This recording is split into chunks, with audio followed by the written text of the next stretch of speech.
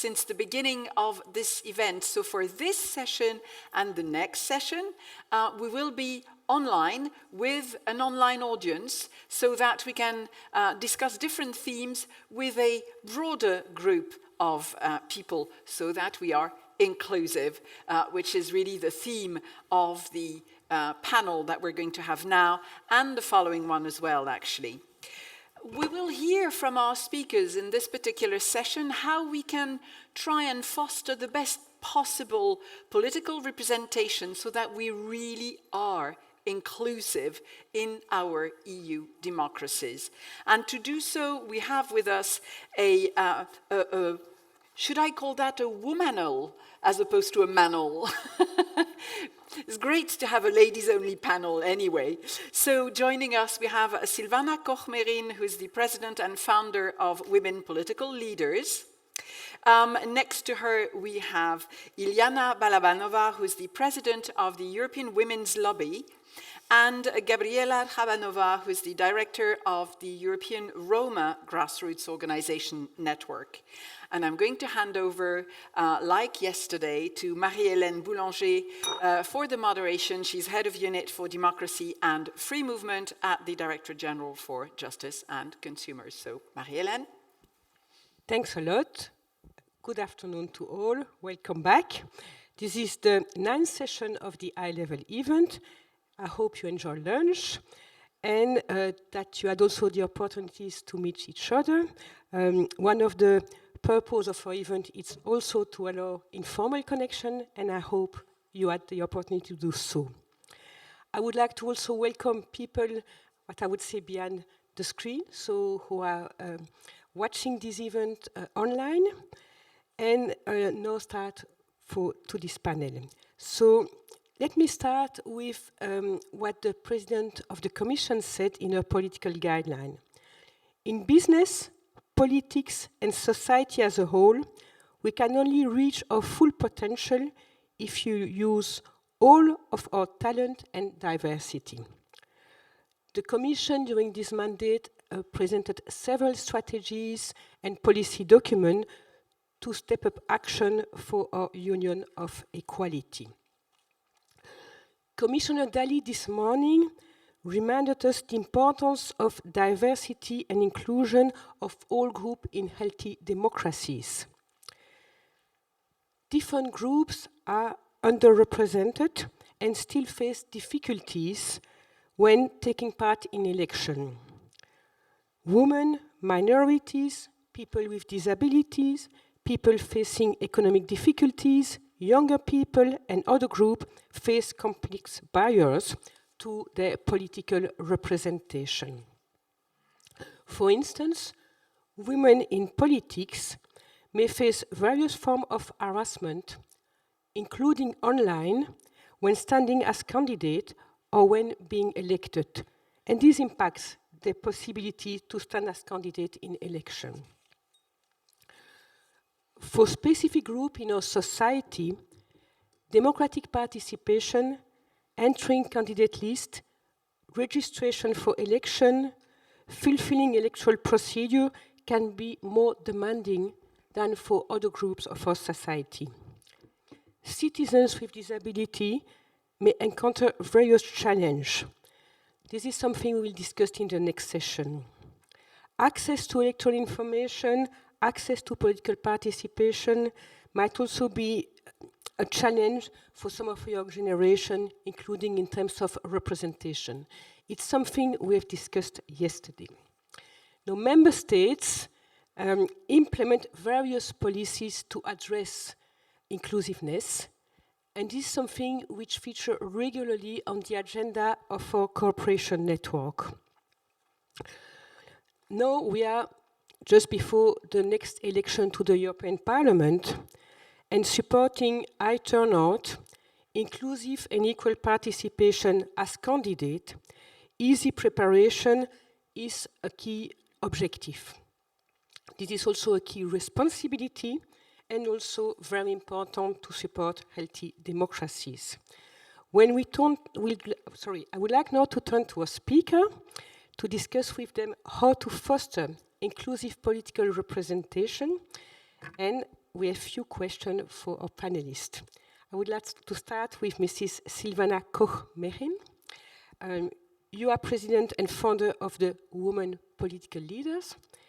You have been with very high-level political experience in the European Parliament as vice president, and we would like to learn from you your key takeaways, your views on the state of inclusiveness of election to the European Parliament, and if you could share with us some best practice, we would be delighted. Thank you very much.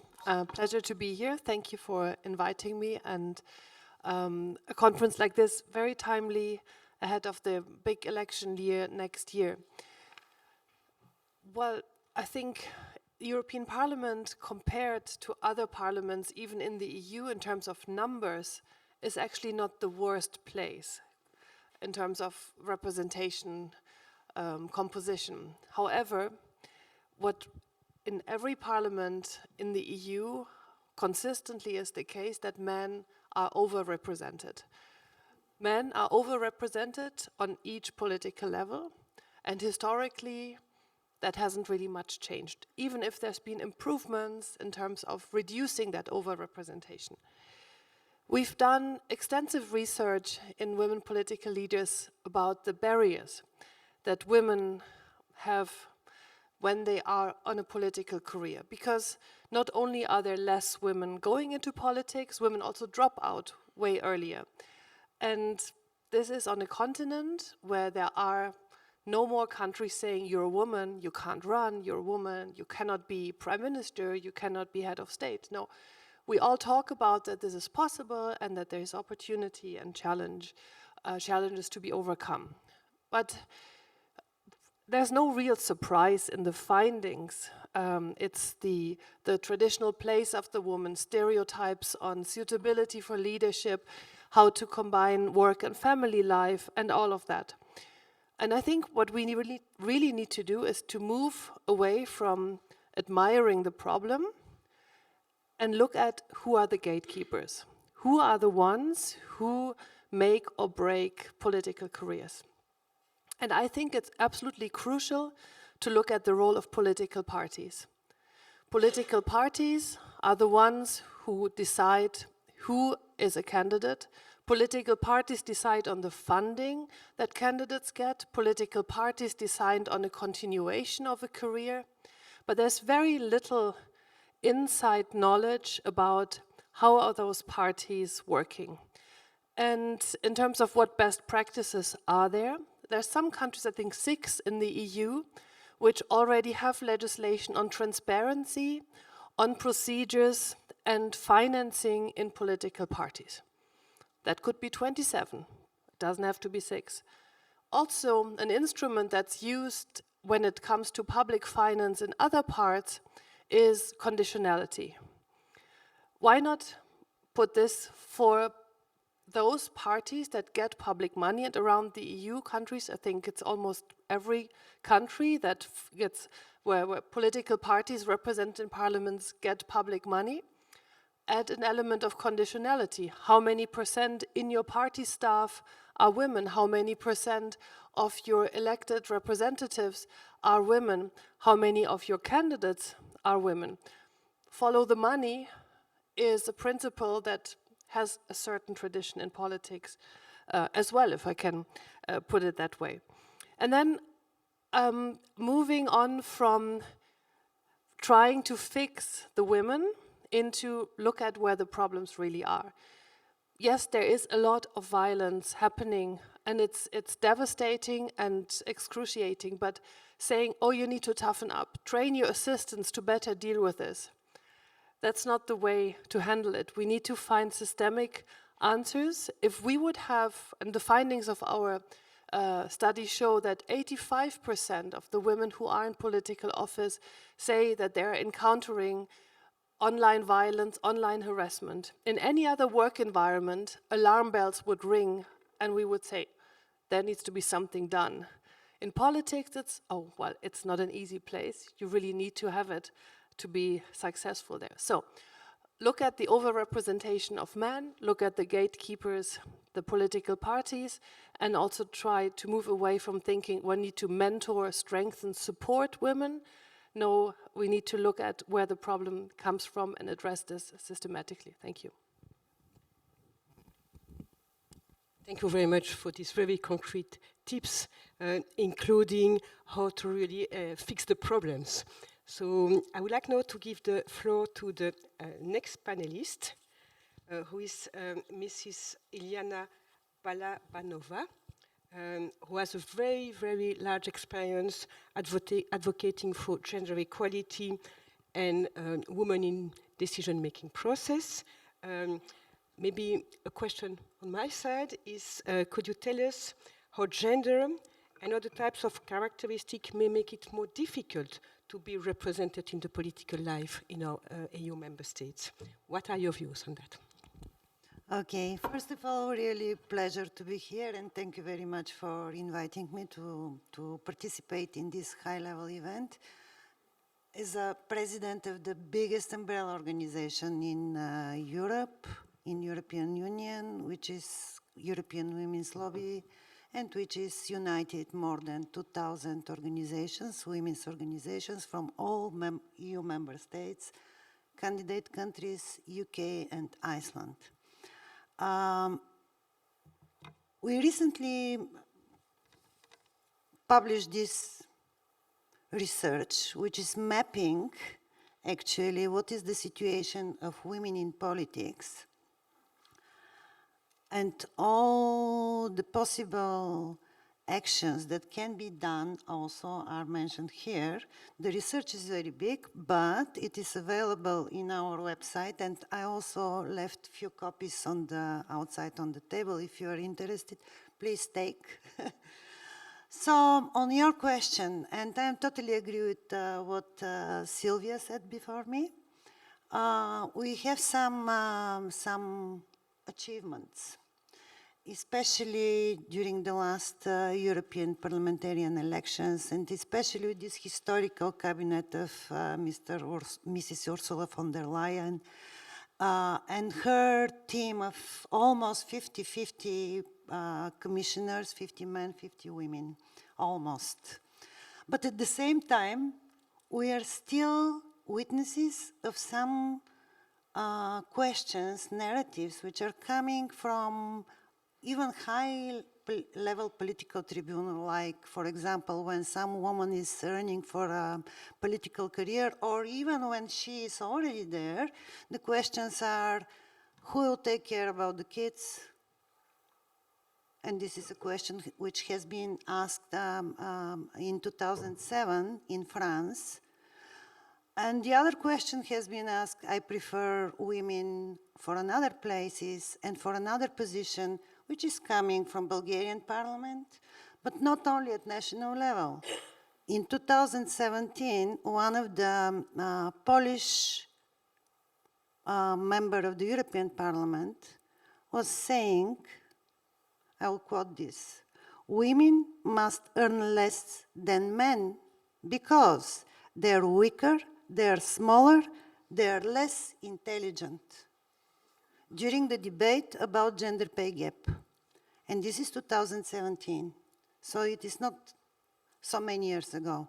And this is exactly how the attitudes about women and their role and gender stereotypes are really putting women and all women on different places.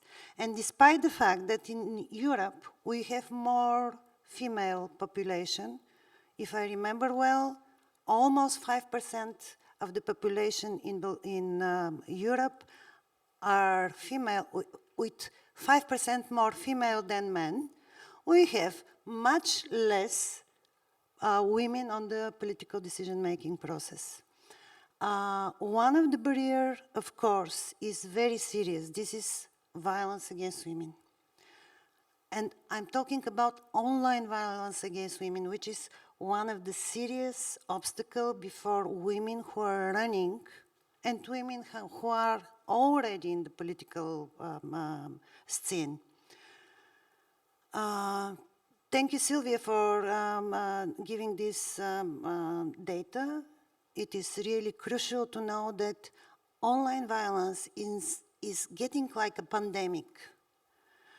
And now, yesterday, today, we're talking here about the digitalization, mobile tools, and all the possibilities which these new tools are giving to us as citizens, but at the same time, we have to think that this is also another coin, another face of this coin is that this is also giving a big space for online violence, for sexist hate speech, and this is what is a serious barrier and threat for the democracy, because with this, the result is that the women are auto-censorship themselves. They became silent, and also, once it is happening with one woman, the other who wants to be involved, they're also having their barriers. They don't want to be part of this. Of course, violence against women is one of the problems, but the other problem is the fact that we have to implement gender mainstreaming and gender perspective in all the policies at EU level and at national level. And this will give a big perspective for us as a citizen to change our attitudes, to think that we are equal, to think that this half population of Europe should be represented. They have to have their space and their to be heard, and their voice to be heard, and their problems to be announced, vocal, and to think how to solve these problems. I'll stop here. I'm sure we'll have questions. So. Thank you very much for sharing your insights, for describing barriers, problems, and also for alerting about the risk of self-censorship. Thank you very much. I would like now to give the floor to Mrs. Habranova, who is director of the Ergo Network, focused on the right of Roma.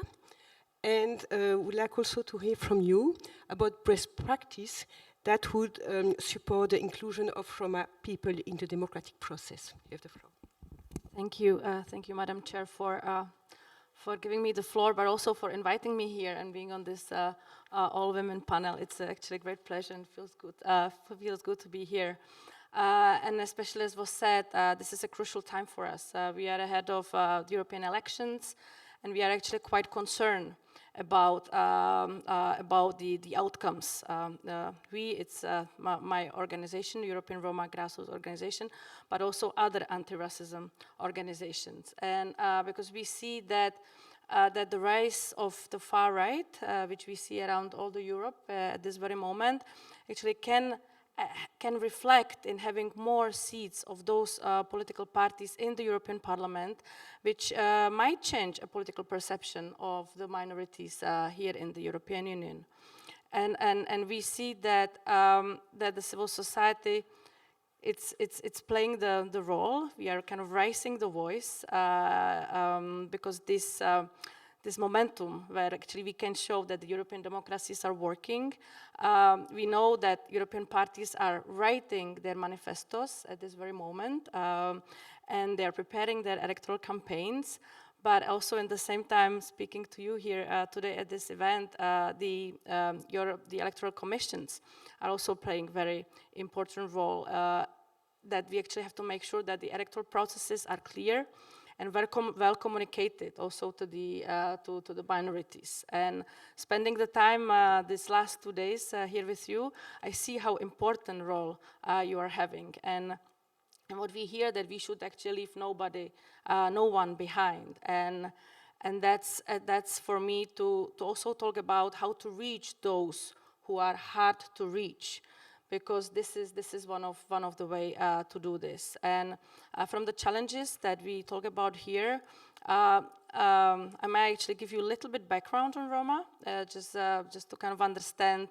some specificities, because I mean, That's where I'm coming from, and we are very often described as the largest community. So we are from 10 to 12 million in Europe, and we are actually saying that our situation, it's like the social economic situation, is one of the worst in the European Union actually at this very moment. And 80% of Roma are, according to the Fundamental Rights Agency, they are at the risk of the poverty. And when I was reading all this, all the different statistics, I actually find out that only 18% of the population, of the majority of population, has some friend Roma. So practically also we don't know the people which we are very often talking about. And so the key feature it's the poor access to the specific services, and high level of segregation in education, and also ghettoization in the housing.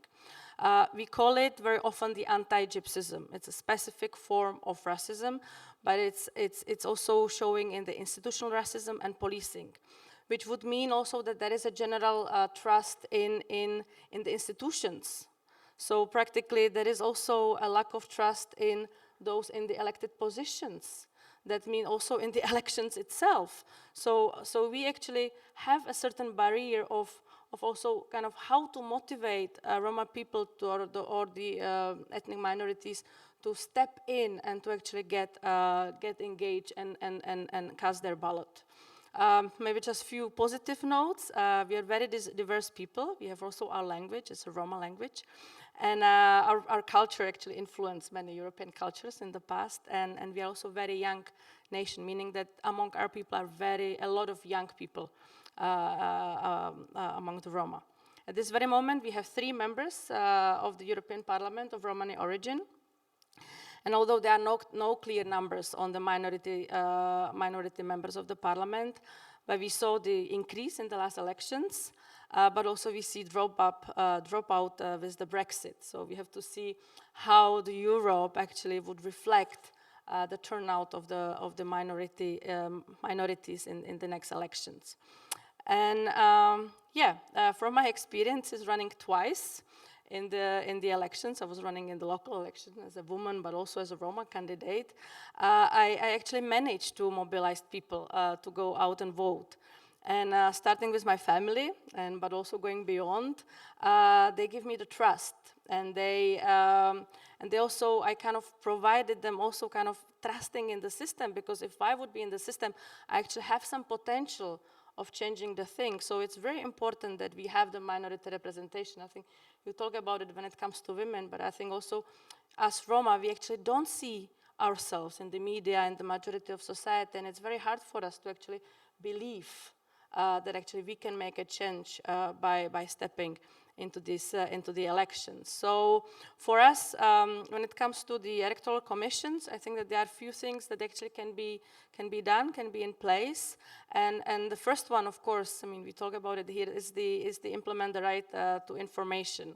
So to organize public awareness campaigns, to inform, explain, but also enlighten the minority communities about the importance of the participation in the democratic processes, providing and sharing accessible information about the processes, and focus on voter registration and about the candidate information, because I think this is very important. We also have to have access to the various languages which are out there, and if possible, translate the information about the elections. If possible, even the polling stations can be closer to the people. They can be also located there where are the minorities, and applying this approach actually can give a sense of recognition, respect, and importance of these communities. And we also see a very good practice where a minority is being represented in the electoral commissions.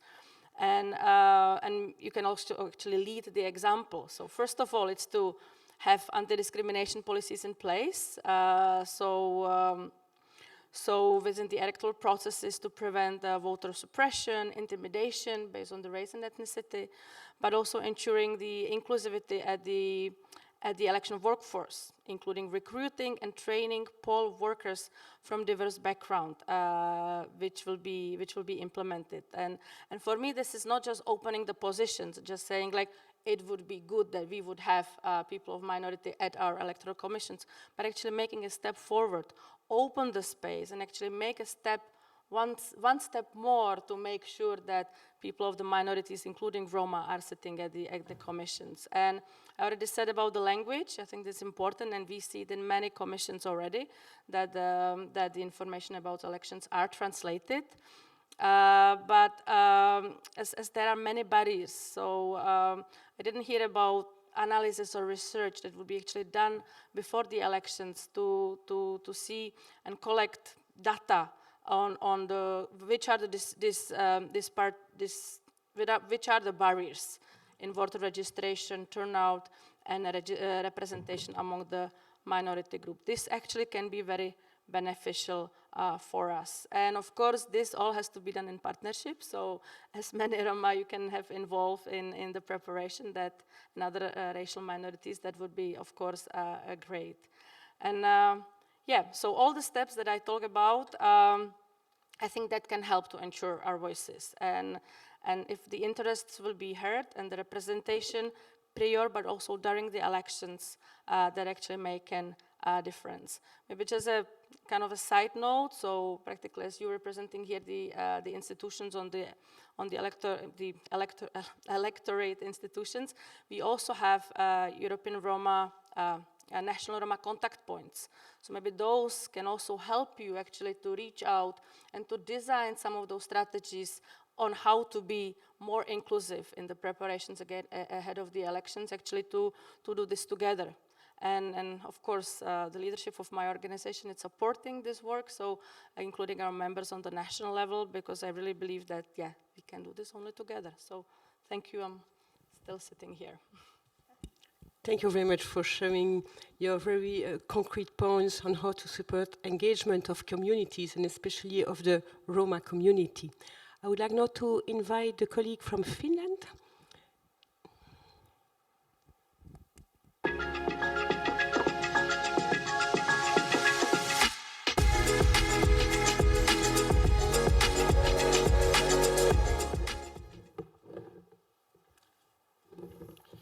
Okay.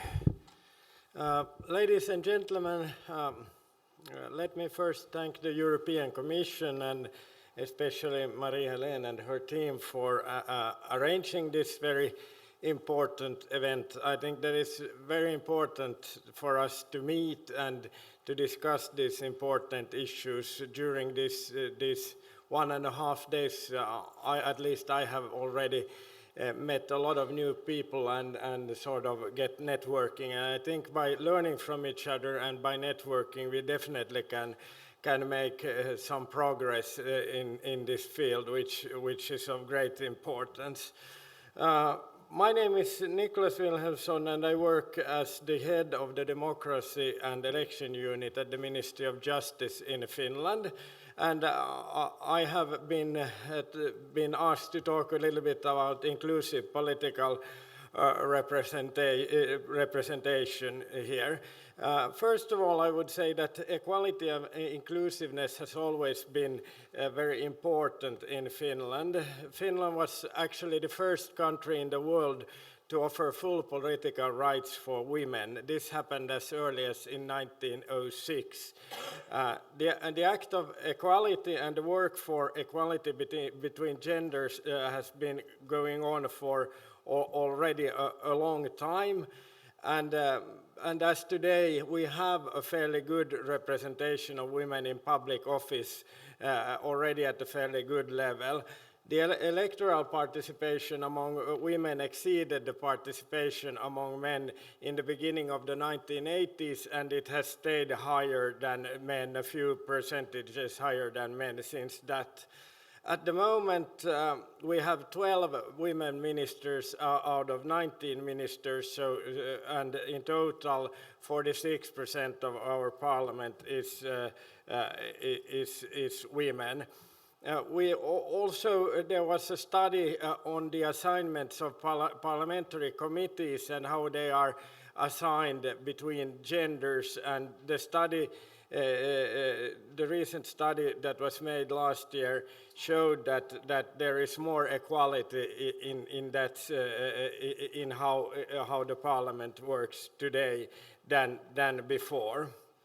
But even though we have this good background, we have seen, like we've heard here in this conference also, we have seen in Finland also a growing number of hate speech and harassment, especially on the internet, and this has especially been affected women and minorities. And according to studies, they show that this kind of activities may raise the barrier for women and minorities to participate in politics. So we of course have to work against this trend so that participation would be safe and open for all the people living in our society. Secondly, Finland has also put quite a lot of emphasis on providing equal opportunities and access for minorities and migrants to participate in society and in politics. In Finland, migrants were granted voting rights at the local level in 1994. That was 20 years later than in our neighboring Nordic countries, but since then I think we have made some significant progress, because according to the EU-funded Politis project, where they assess different type of integration measures for migrants, Finland was among the top countries concerning political rights for foreigners. Migrants receive voting rights. If you move to Finland from another EU country, you receive them immediately at the local and regional level, and if you move from outside EU countries, it takes 2 years to receive local election rights in local and regional elections, and also other local and regional democratic rights. We have also created specific participation structures for the national minorities. Even though I say this, legislation is one thing and what happens in practice is another thing, and we should not forget that. And in practice, the representation of minorities and migrants is fairly low, far behind what it should be according to the population number. Also, electoral participation is significantly lower in this group. So that's why we have to do something extra to contact these groups. And inclusive participation has actually been one of the main themes that we have focused on in our democracy policy documents in Finland in recent years, because as we heard here earlier on, during this seminar, we look at both at foreign threats towards our democracy, but then it's of course important that internally the democracy works well and that everybody has a chance to participate. Our special focus has been to engage young people, migrants, people with disabilities, and other people which are in a vulnerable position. This is, of course, easier said than done, but there I will briefly come to some concrete examples of what we have been doing. Our mandate to do this work comes from the Finnish constitution from the year of 2000, and I think our constitution is very good in that sense. It says that the power belongs to people, but the constitution also actually stipulates that it's a duty of the state to enhance civic participation and to offer adequate participation opportunities to all people. This was my free translation, but you get the picture of what it means. Practically, what we have done, I just will take up a few examples from what we're doing in relation to elections, and then a few other examples that spills over to elections. First of all, I think it's important that we have information on elections and voting in plain language, which is sort of easy to read.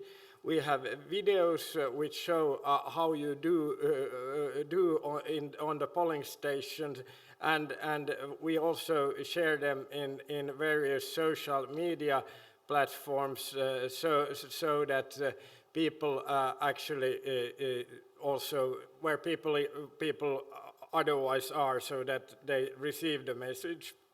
We have also had awareness raising campaigns. We have information in between 20 and 30 most common languages with pictures and translated texts. And we also have information in Braille and in sign language, so that you can get this information. For those people who are disabled and cannot move to the polling station, it's possible to vote at home. You can register as a home voter, and the election board comes to your home to collect the vote. This is to make it easier for those with disabilities, and also the legislation states that all polling stations must be accessible, and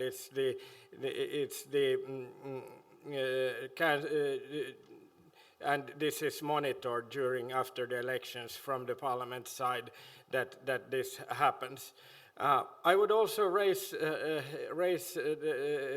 point out that we do a lot of collaboration with NGOs in the field in order to spread information, especially with those NGOs working with disabled people and with migrants, because that's a channel to get our material to the persons that really need it.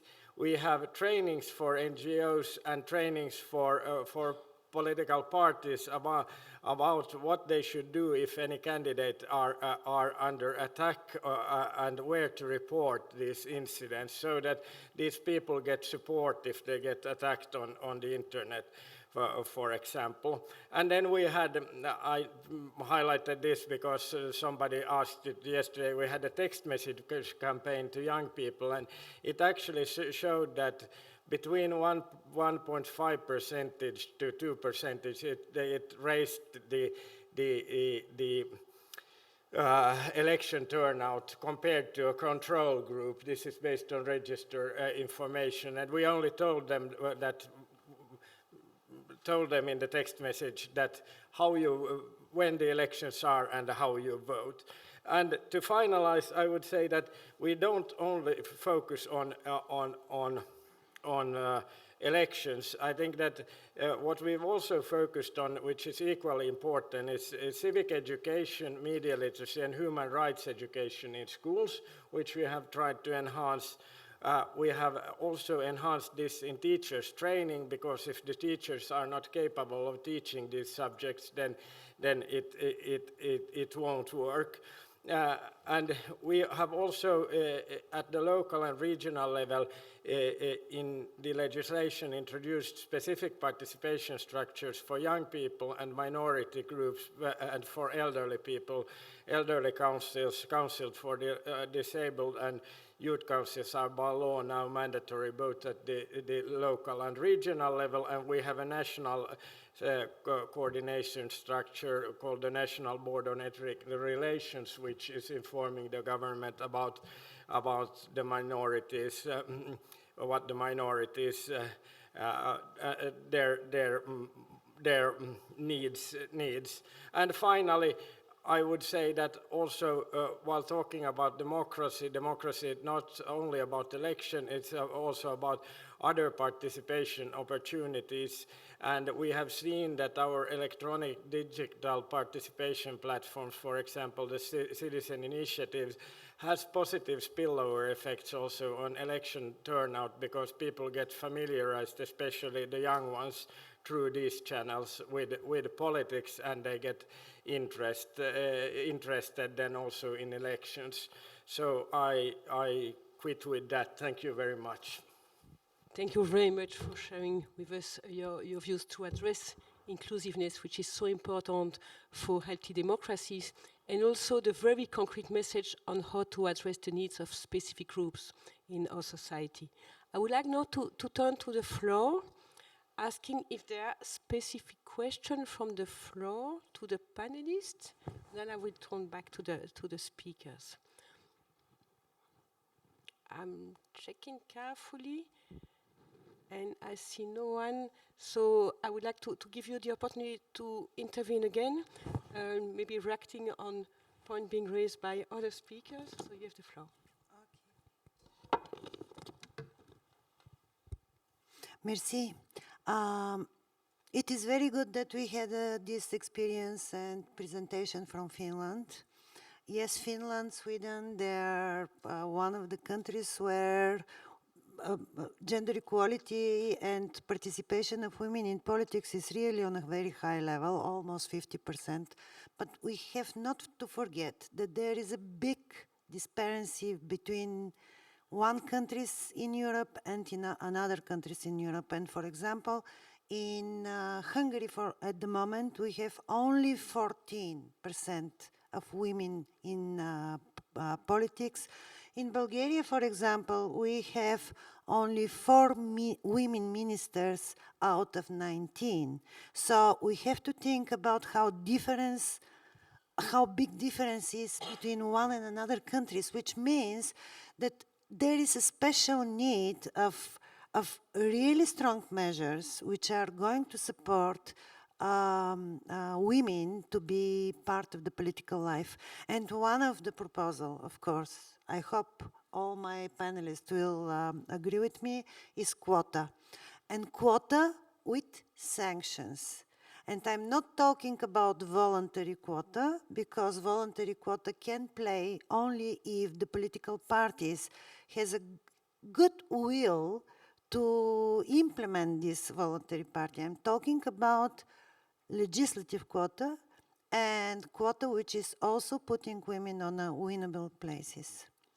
So because I heard some experience from my neighbor here, so I'm also, at the moment, I'm running for local elections in Bulgaria. This is my first time doing this in a very small village in Bulgaria. You cannot believe what kind of messages and hate every morning I'm getting on my mobile platforms. You cannot believe. So this is really, and for the first time I'm from the other side of the picture.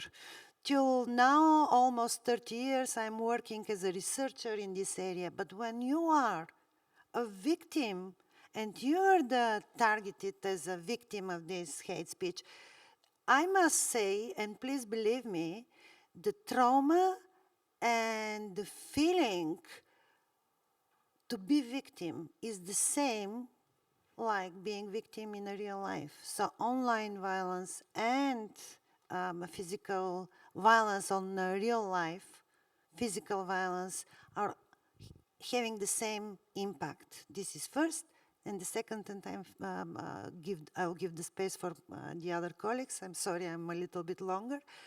But the second is also very important.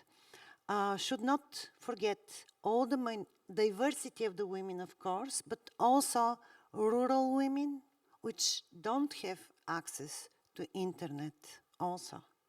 So have to think about all these different perspectives of having women on the political arena.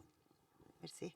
Thank you very much for sharing this on the variety of situation, on the importance of different groups of women, on your personal experience.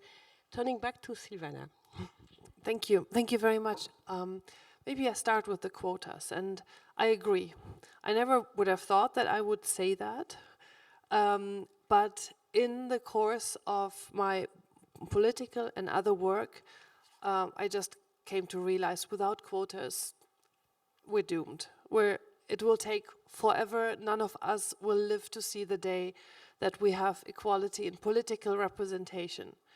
But looking at that, it took 10 years to get through this directive for women on boards, 10 years. And this concerns a few hundred women throughout Europe. If we talk about quotas, where we go really to the core of the power, we do want to reduce the overrepresentation of men. You can believe the resistance that this will face. And I'm not sure if we're in time for this for next European elections, right?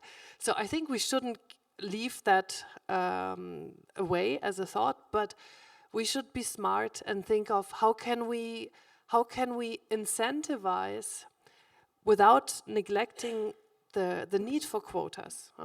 And in the European Parliament, when the jobs are distributed, it's all about quotas. It's all about quotas. It's about regional quotas, it's about party quotas, it's not about gender quotas. This can be changed.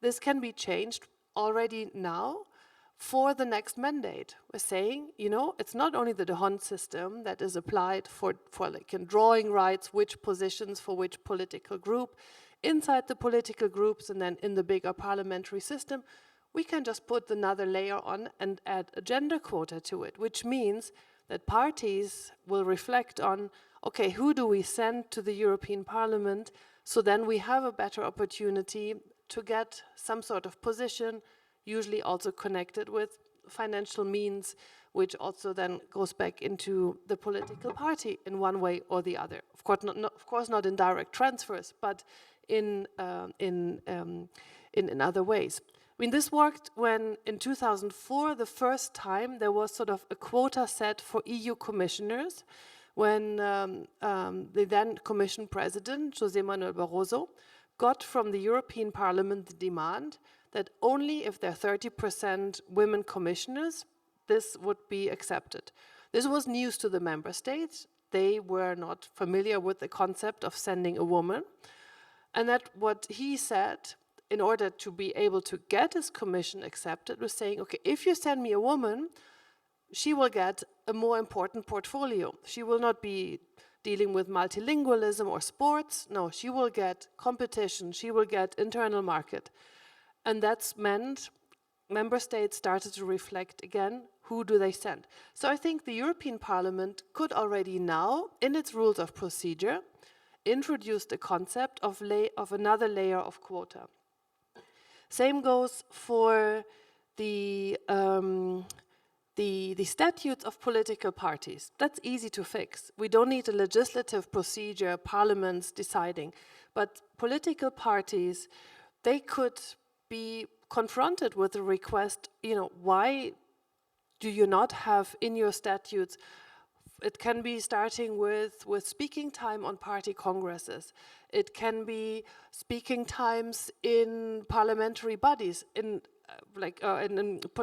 party, in the different committees, in the board, in the presidency of a party, that women get clear spaces, and which means also that they can get attention and then better reflecting, better possibility of moving on. So keeping the quota thought very much alive, but looking at the next election where we want an improvement. And there I also think, let's also check, examples like Finland, like some of the other countries, if it's Denmark, Sweden, there are real examples inside the EU where things work better. And it also reflects in societal different attitudes. We're measuring this every year with the help of Kantar, the perception of the suitability for leadership. And the Nordics, the Scandinavian, the Nordics countries, they do best. They are almost there. They're almost there that it doesn't matter anymore if you're a woman or a man, that you're seen as capable of being a leader. And then finally, I think the voter turnout in Poland was really encouraging. That it was one of the highest turnouts since Poland became free again. And the voter turnout, if I know it correctly, specifically had an increase in women and young people vote. And it also meant that the results reflected the wish that women's rights should be taken seriously. So I think if we manage to get more voters mobilized for the next elections, we probably have the possibility of having more women elected. And I think that's also a critical element. Thank you. Thank you very much. And I turn to the last speaker. Yeah, Give thank you the you. floor back. I'm grabbing the microphone as well. I'm very much engaging the conversation about the quotas, though it's still kind of striking me with the numbers that we are having when it comes to the minorities. Because out of the 705 members of the European Parliament, there is 24 people with the minority background, and 3 of them are Roma.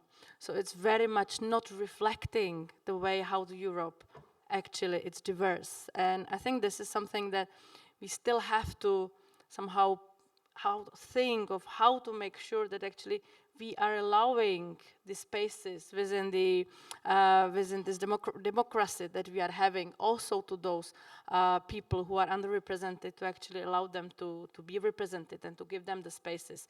And now it's on the candidate list, so practically right now the candidate lists are being closed, and I know very few people who will be actually running in these elections. And although we are also there also to help, to support, to identify those who can be running, or what we are doing for many years, we are appealing on political parties to make sure to recruit young people of the minority background, to make sure that they can grow within the political party and somehow ensure a good position on the candidate list, because I know how many fights they are actually to have a good place on the candidate list. And of course, if there are quota for women, I guess for us being of a minority women background, it might be also easier to step up on the ladder eventually.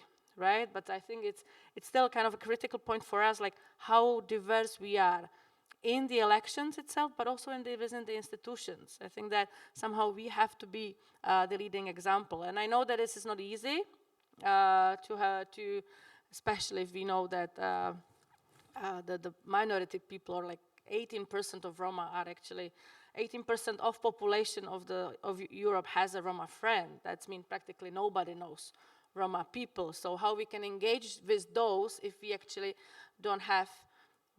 we are not close to each other. So that what I would like to offer, it's the help of the civil society. And we heard from Finland that actually civil society is being used as this kind of mediator of someone that can actually play the role in reaching out to those who are hard to reach, that we don't leave them behind.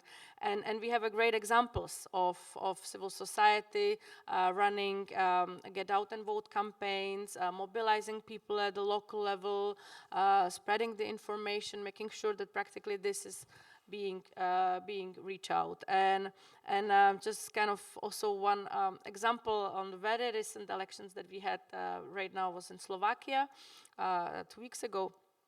I think that the election itself didn't resulted the best. I think that the sort of the rise of the far right or the populist actually show, on opposed to the Poland, that actually they had they use the wind of the populism practically on spreading the disinformation, and they kind of use the general population to go more towards the right. That where Roma were on the candidate list, it actually helped to mobilize a lot of people in the among the Roma communities and actually make the real difference. We still don't have ethnic sensitive data when it comes to those people who are actually voting, but we see geographically how the voting is being dispersed, and we could see that in those places where a lot of Roma are living, actually those political parties with the Roma representation actually had more votes, and they were winning in those localities. So I think that to appeal through engaging people of the minorities at the elections list, actually we can make the difference. So I think this is like step by step, but every step counts. Yeah. Thank you very much. We are approaching the closure of this session, but I'm still looking at the floor to see if there would be one question that we could take. Yes.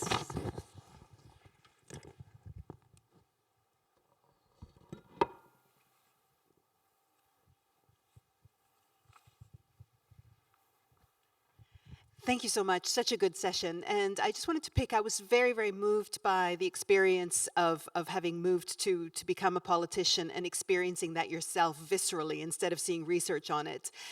And I know that for many who are working with elections, they are noticing this for the first time. Even in Canada, there was for the first time incivility against election officials, and that's Canada. And the US, it's really getting scary now, and many women are choosing not to become election officials for this. And at International IDEA, we're preparing recommendations on how to support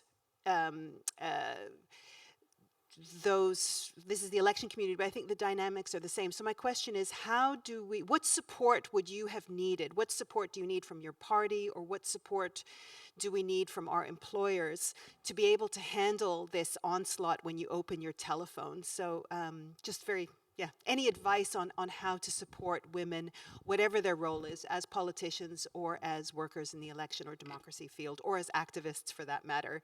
It is getting scary, and we don't want people to retreat and self-censor. So how do we support the women who are out there, concretely?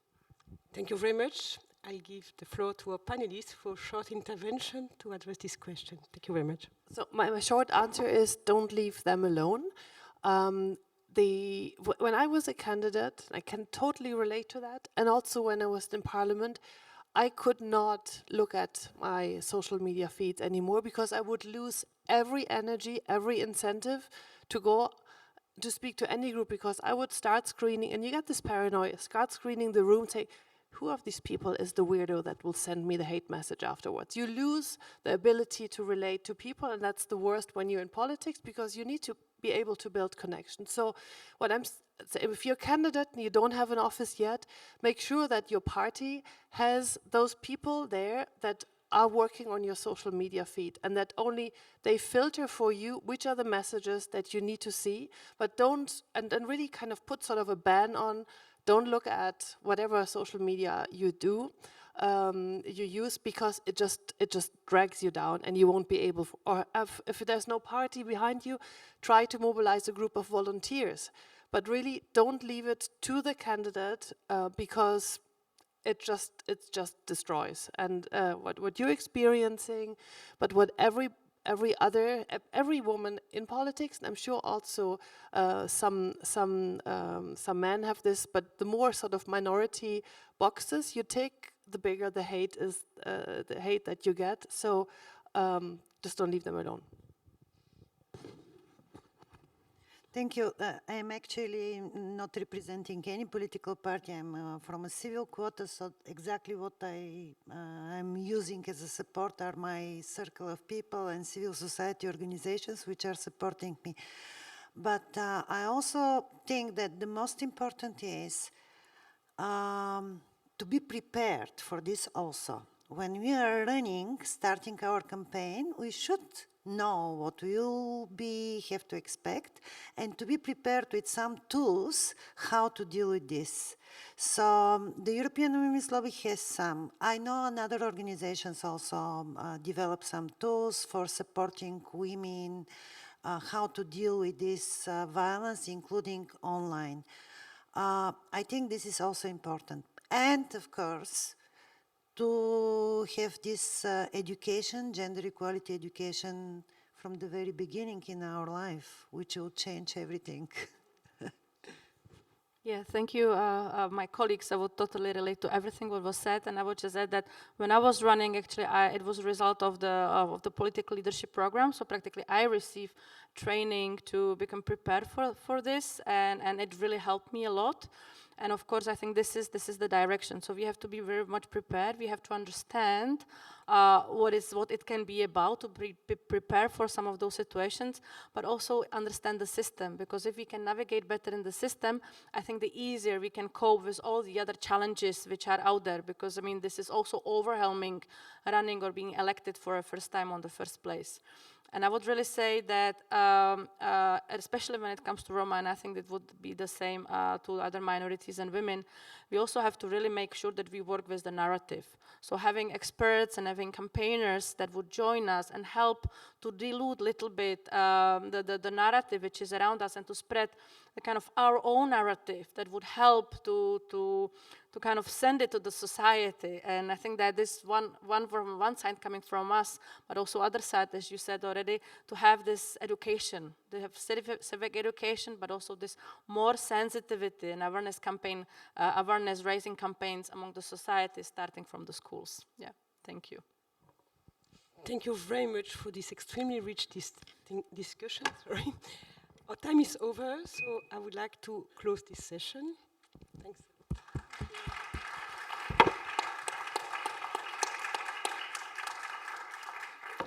Thank you all very much for joining this session. Marie-Hélène, I invite you to stay here since you're going to be leading the next session as well. Thank you very much to all three of you. Now, we have been talking about inclusivity, and as pointed out by Commissioner Dalli this morning in her intervention, inclusivity has to be taken in the broadest possible sense, as we have just heard as well. And of course, it should include citizens with disabilities who still face many challenges in many places to be able to exercise their electoral rights, whether it is to vote or be elected, stand for election at least. So we will discuss with our experts now how we can meet the right conditions to help them be able to vote and stand for elections. And to take us through this discussion, we're happy to welcome Andreas Accardo, who's Head of Institutional Cooperation and Networks Unit at the EU Agency for Fundamental Rights. Yes, good afternoon. Gunta Anka, who's the Vice President of the European Disability Forum. Hello, good afternoon. Welcome to you. And Christophe Lefebvre, who is the President of the Permanent Study Group on Disability Rights at the European Economic and Social Committee. And I leave you in the hands of Marie-Hélène.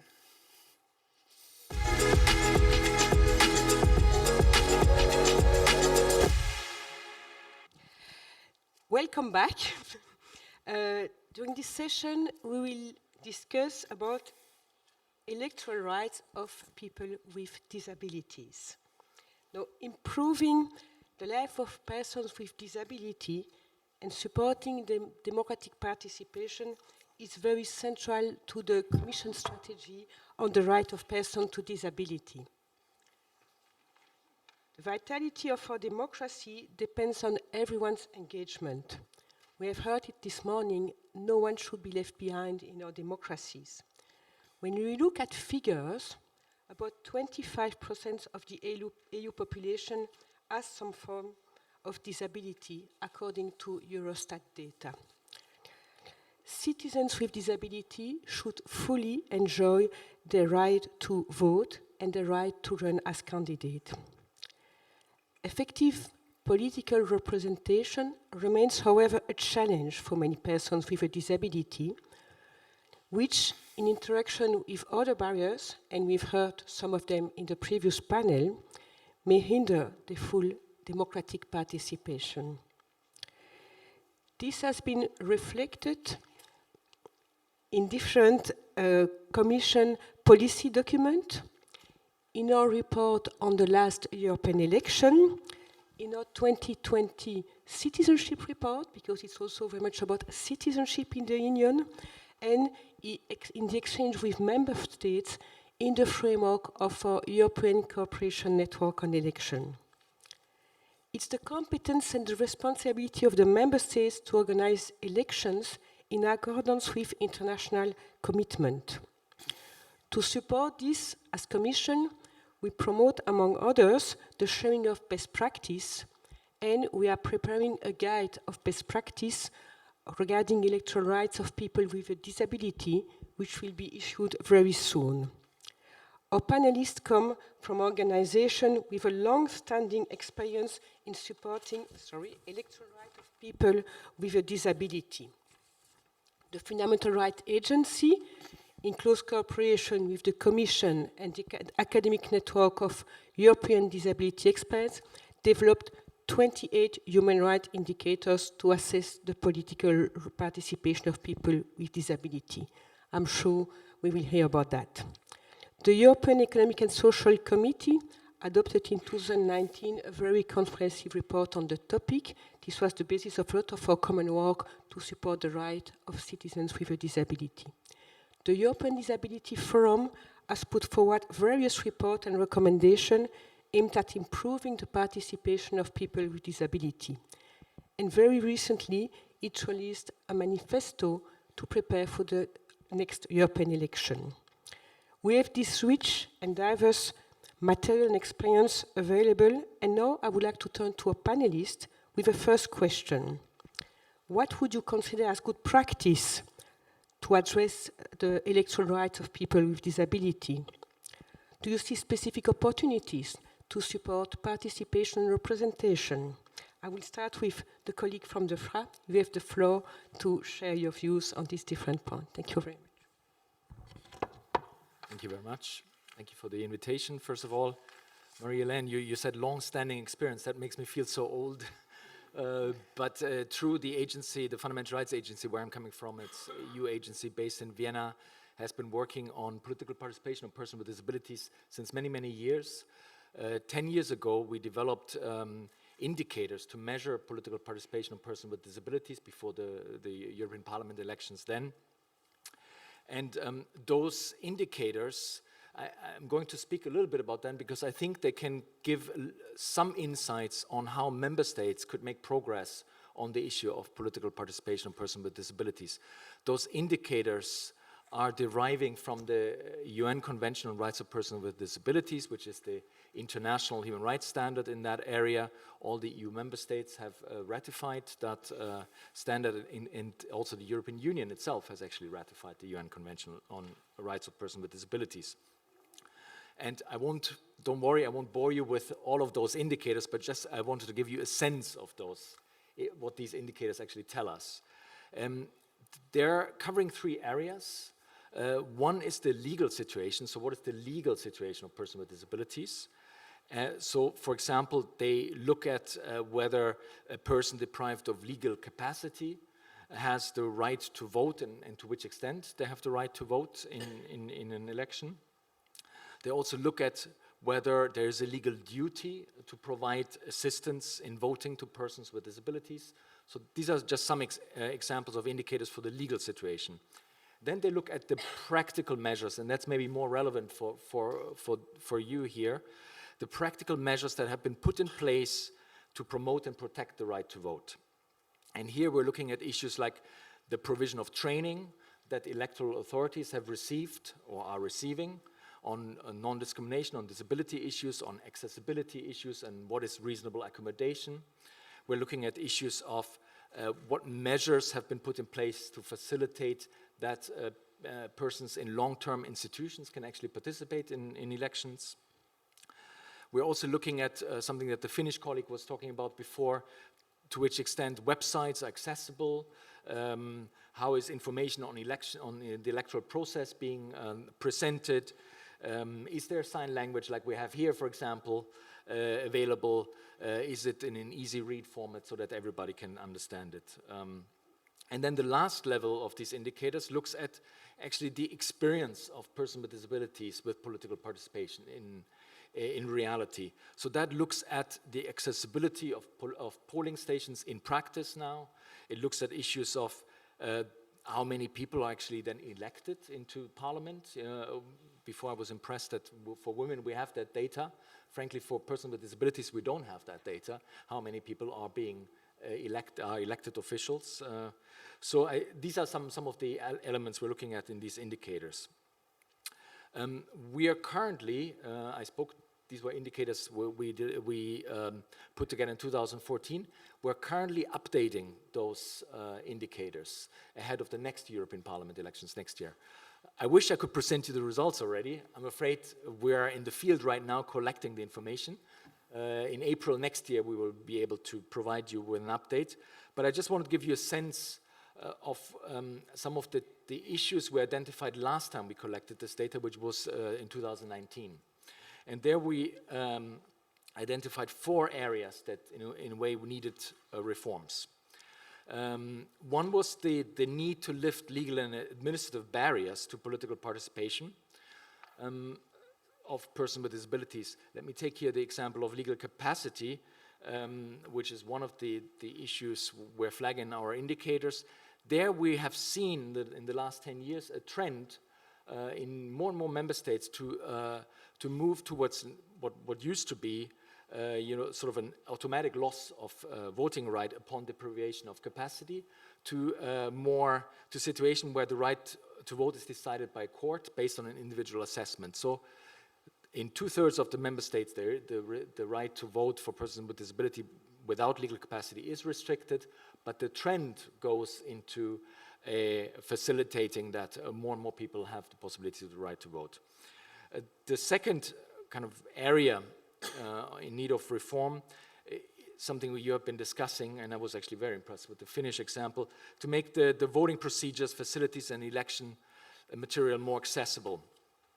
So that starts already long before the voting itself, of course, the material being, where you can inform yourself about the election process, but also of course, on the day of elections, making sure, that the polling station is accessible. I think many of us have been in polling stations where you actually have to climb to the second or to the first floor to actually at all vote.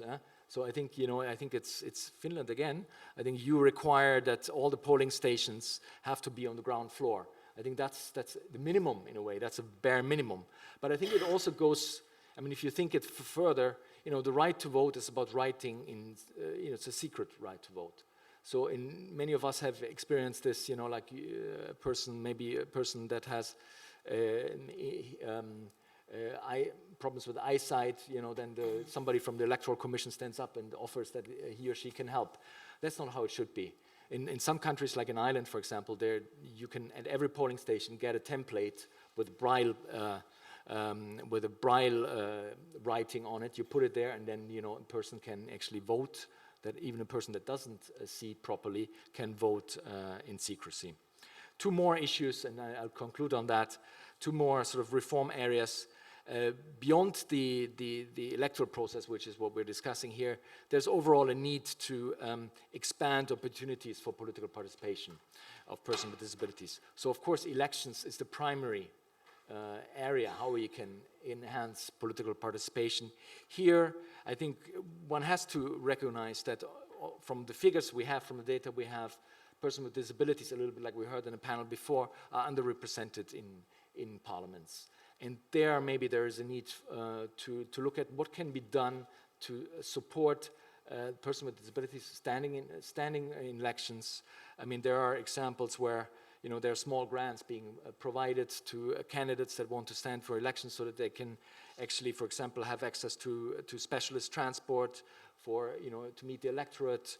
There's sign language interpretation available when they want to speak to their constituencies and so on.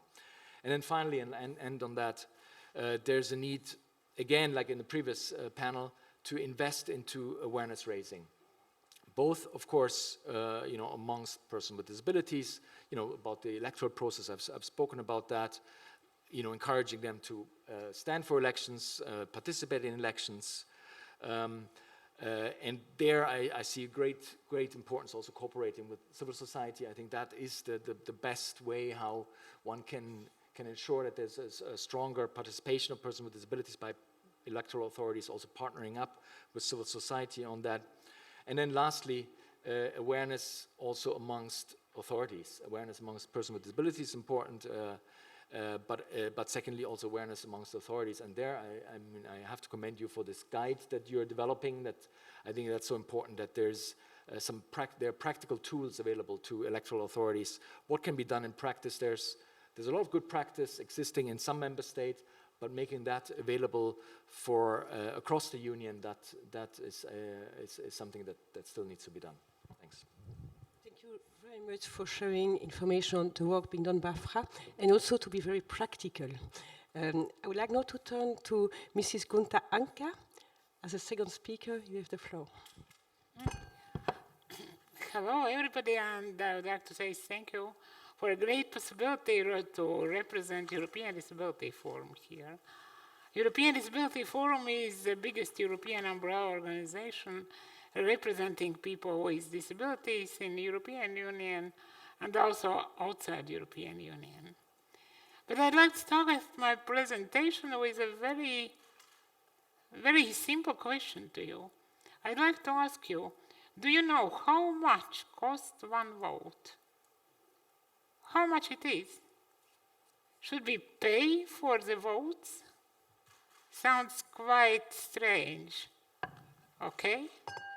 But then I can tell our experience. When you go to your agency, which providing elections procedure, and say, we need accessibility so people with disabilities could go and take part in the election, what is the answer? It's a very easy answer. We don't have money enough for the accessibility. And so the question is, how much cost exercising of our political rights? Should we pay for that? Should somebody pay for that people with disabilities could exercise rights of European Union, rights of citizens of European Union? Sounds strange, isn't it? But now when we are talking more about accessibility, European Disability Forum made some research, on political participation. You can find some copies outside, but you can also get those copies on internet on a web page of European Disability Forum. What are the barriers? I would tell you only about few of them.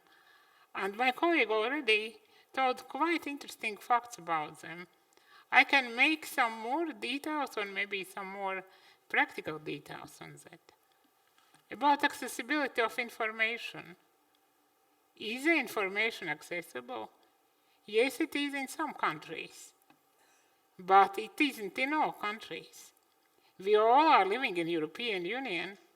We all are going to the election of European Union. Why? Those people who are living in one country can read programs of parties in easy language, but some other people in the same European Union, but in other countries, can't read it. Just a question.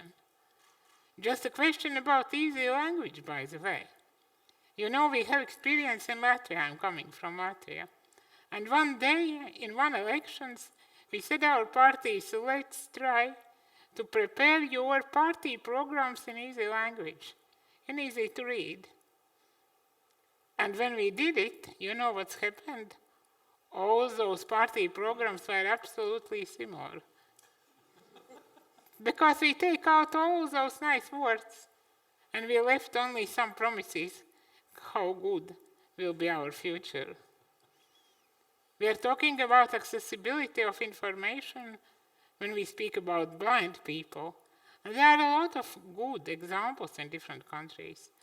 There are good examples from Finland, we heard already. There are good examples from Ireland. In Ireland, by the way, they put picture of the candidates in each list of voting. So it means if you can't remember the different names, you can see the picture, and it's going to be quite good for all who are going to vote for someone. We also can talk about accessibility, physical accessibility. And it's great that people in Finland can go to the polling station and can vote. People in Latvia, they have to make a choice which of the polling station is accessible. And when my family get ready, get dressed, and nicely go to the nearest polling station to vote, I have to say, no. Let's take a car, let's go to the other one, because I am not able to go together with you, together with my family. And it's the same situation in many countries. Do you think it's okay for the European Union in different countries to have such a different situation? I don't really think so. When we are talking about deaf people and about the way how they can get the information, there are some perfect countries where the information is provided in a sign language, like we have it today. But there are also very many countries where information is not provided in a sign language. And those people can't read very difficult programs of parties. Those people can't read a very difficult procedure how to take a part in an election. And it's again different in different countries. Do you know what I'd like to say? I'd like to ask you, and I'd like to start to thinking about a common framework, common legislation framework in European Union. We can't live in European Union. We can't live in different countries and in different situations. When we are going to vote for the same parliament, it's not a normal situation when I can't vote just because I have disabilities. And I'll be very happy to answer to your questions about accessibility of information, of physical environment, of everything, just to make a situation more accessible for people with disabilities. Thank you. Thank you very much. I would like to thank you especially for this question, pushing us to reflect even more on the issues at stake and to deepen our reflection. And second, on the importance of having common reference in Europe, I would say. So now I would like to turn to the last but not least panelist, Mr. Christophe Lefebvre. Thank you very much. So my name is Christophe Lefebvre, and under a mandate of the United Nations regarding the 2006 Convention of Disability Rights, I preside the permanent study group of disability rights of the Economic and Social European Economic and Social Committee. Well, my intervention is partly driven by an information report that has been made by the current Vice President of the EAC, Christophe Pater, who adopted in 2018 an information report under the reference SOC 554, if you want to find back find the text. The right of voting is written in a numerous official text from the United Nations, the Universal Declaration of Human Rights, the Treaty of Functioning of European Union, and the European Social Charter, and so on. But in each of the 27 Euro countries, there's law or organizational arrangement which exclude some voters from disabilities from participating in EP elections. We talk already. Things, of course, are going better, and we have to encourage best practice from one country to another. But actually, about 800,000 EU citizens from 15 countries, member states, on account of national rules, deprived the right to participate at election because of disabilities or mental health problems. And the extent of this phenomenon is very uneven across individual countries. Millions of EU citizens have no possibility to vote because of organizational arrangement, technical barriers, which do not take into account the needs resulting from the disability. We have analyzed other factors preventing people from voting independently or discouraging them from doing so, such as the absence of information adapted to the different type of disabilities, obstacles to mobility in the polling station itself, and some administrative procedures, for in example, to give proxies. And governing how voters can exercise their voting rights to an appropriately adapted form. If the best practice from across all countries were implemented, an ideal system would emerge in which every EU citizen with disabilities not only would have the full possibility to vote, but also to choose the most convenient way in which to vote. Current EU legislation already addresses a number of issues concerning EP election. Thus, there is no formal obstacle to this legislation, also including guarantees on voting option for persons with disabilities. But in any case, however, there's a need of a formal EP legislative initiative and for it to be approved subsequently by the different member states. Of course, we encourage, I mean, not only European Union, but states, but also political organizations to propose, to promote the candidacy of disabled people. I don't have the figures, but I know that there is an intergroup of disabled people in the European Parliament, and we meet them in the United Nations in June, because every year there is a conference of state parties that about the UN Convention of 2006, where we try to define better solution for disabled people, and we met them that there were almost 10 or 15 members of the European Parliament, with some with visible disabilities, but of course you know that we can find non-visible disabilities. So regarding so we talk already about the deprivation of the disabled people of votes. The problem come also from the information during the pre-election period. So there is only paper. Sometimes we will talk later. You have Acrobat file in the website, but it's just an image that is scanned, but no character recognition. So that's a problem. Ballot paper and the accessibility to the police station. We already talked about that. We have also to promote postal voting, mobile ballot box voting, proxy voting, or electronic voting. We have to find arrangement enabling people staying in the hospital and long-term care institution to vote. And we have also noticed problem regarding the right of person with the ability to vote in countries where voting is mandatory. And also, we have to establish procedures when persons with disabilities are the permanent residents in a different country to their country of origin when they want to vote. And also, blind people must have a way to vote independently. We have also a technical barrier. We talked already about websites. Agencies have been created to analyze, support, and encourage website owners regarding inclusion, but there are not sufficient people to test, at least no sufficient number of disabled technicians to test those websites. At least providing disability inclusion on website must not be considered as a cost, additional cost, but must be considered as a normal cost starting now. We talk about Acrobat documents, and we talk about, Gunther talk about software that are not able to read other language.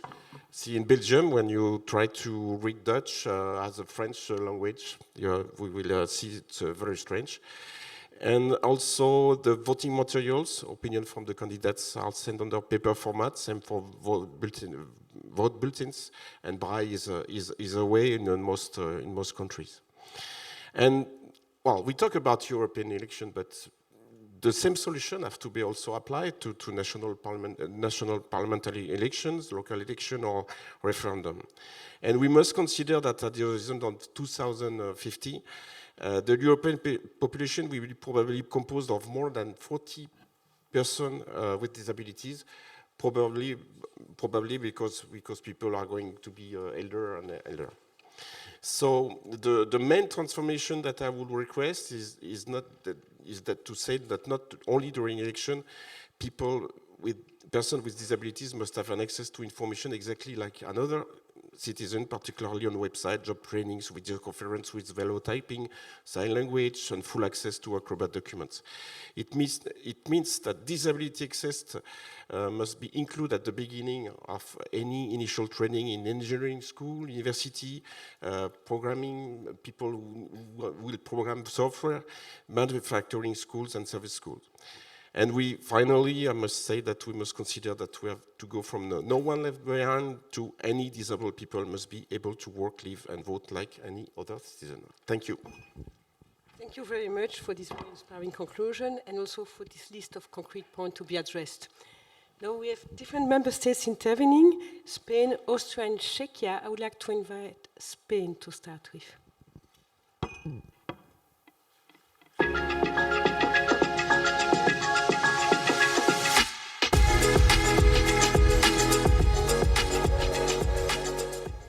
Thank you, Marilyn. Good afternoon to everyone.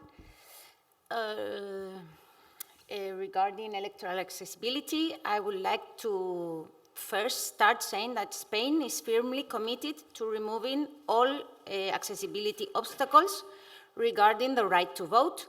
And I will try to explain how by dividing my intervention into 3 parts. I will do it as short as possible. The first part would be the electoral regulation.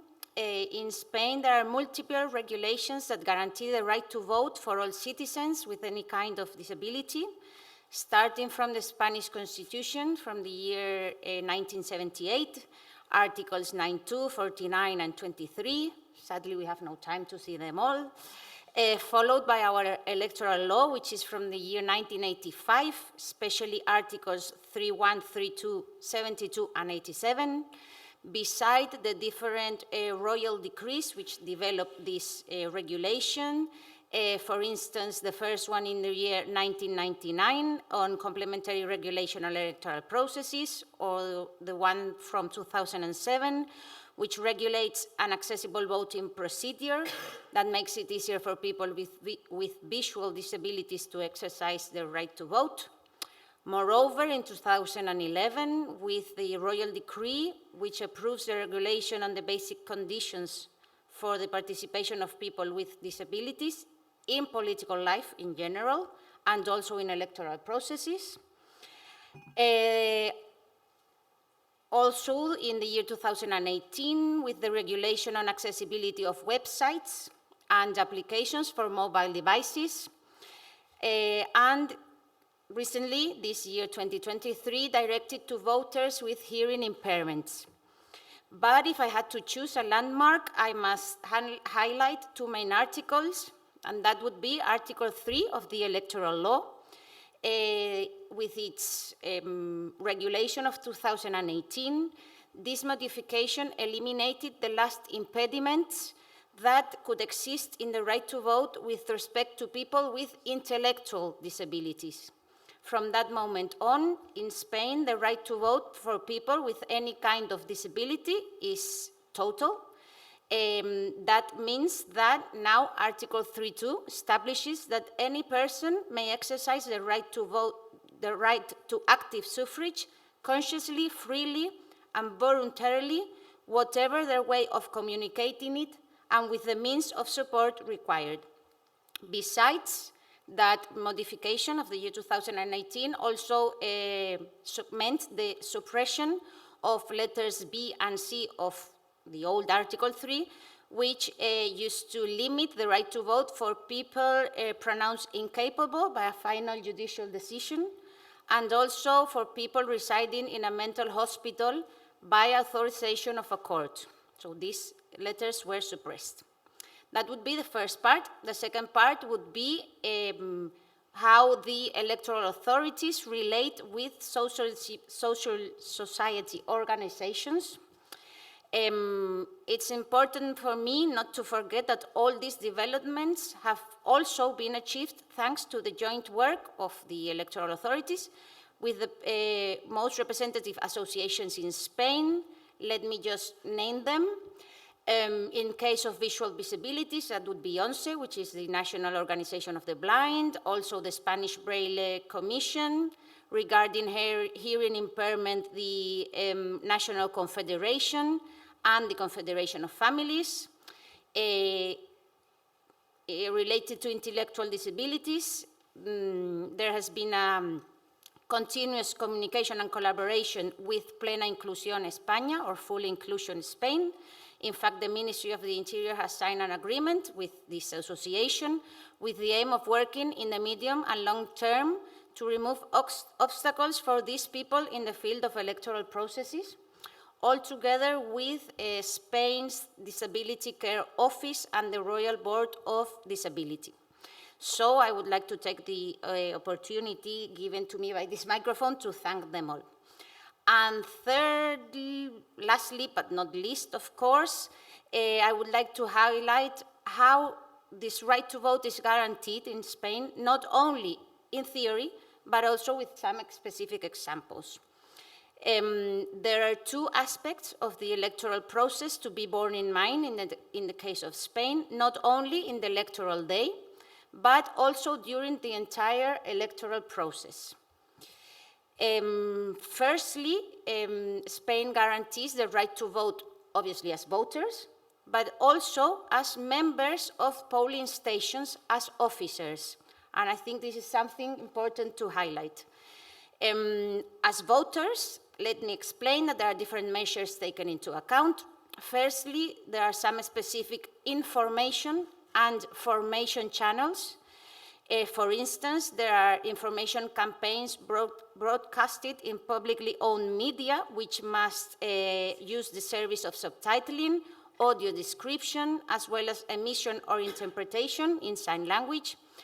Also, the different official electoral websites that must comply with accessibility standards, and there's a free of charge telephone number accessible for anyone who needs to ask something. Also, the Spain's electoral administration has organized some specific manuals for polling station members who receive voters with some kind of accessibility. Also, a specific guide on accessibility and electoral processes, and the specific instructions on disability inclusion for electoral officials and polling station members.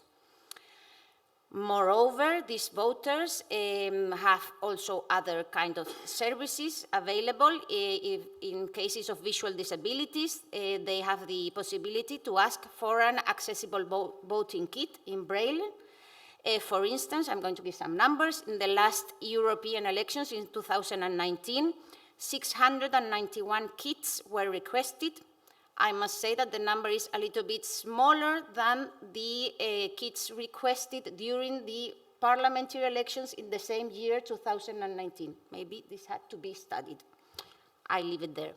In the case of hearing impairment and intellectual disabilities, there are services of subtitling, audio description, accessible signage, easy-to-read information for voters, and general recommendations and guidelines, not only for them, but also for election officials and proxies.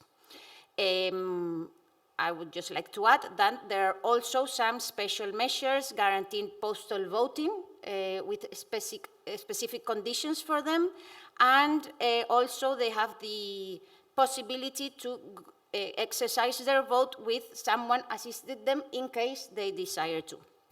That would be as voters, but we also have in Spain the possibility for them to become polling station members as the rest of the citizens in Spain. Let me explain myself, because I know my members know this, because I say it a lot, but maybe not all of you know that in Spain, all voters act as members, as officers of polling stations. There are approximately 60,000 polling stations, and all its members, 3 per polling station, are voters chosen randomly by lottery from the electoral census. Every election there's a lottery.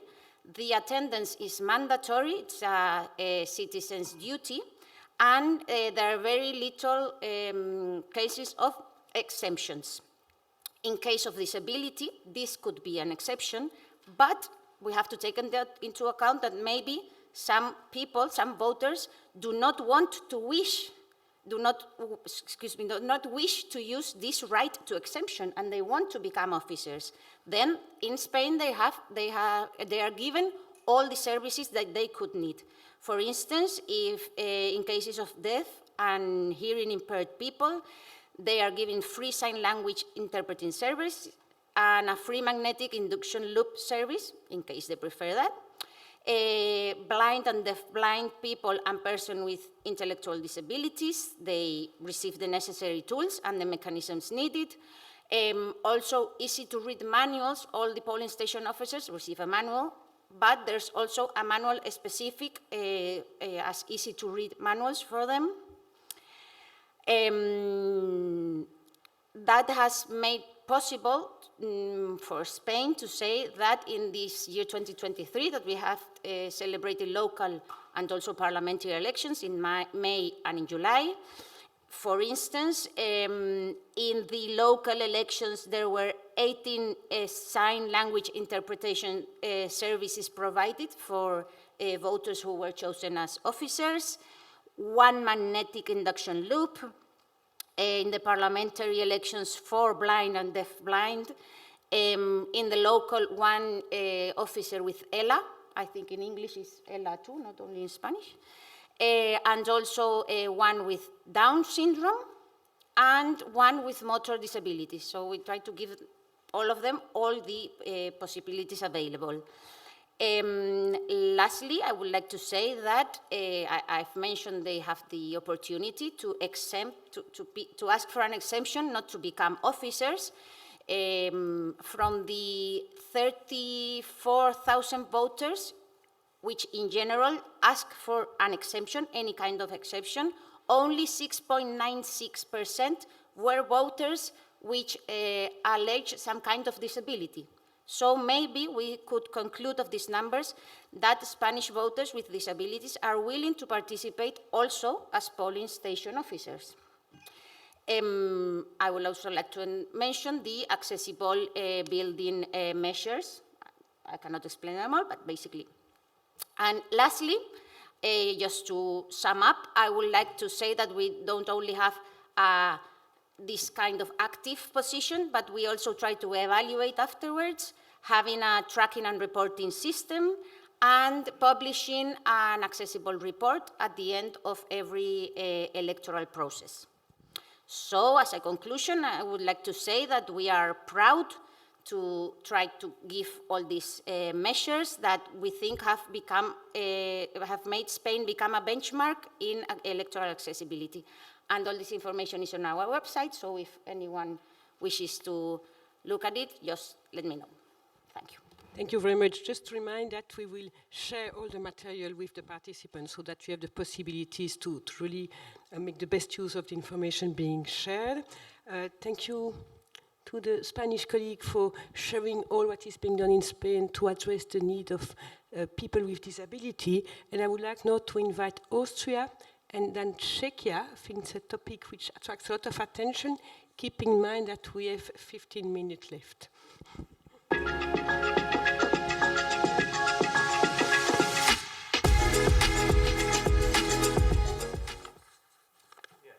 Thank you very much, ladies and gentlemen. I will turn into German, so everyone who has a hearing device and the translation, please be so kind to use it.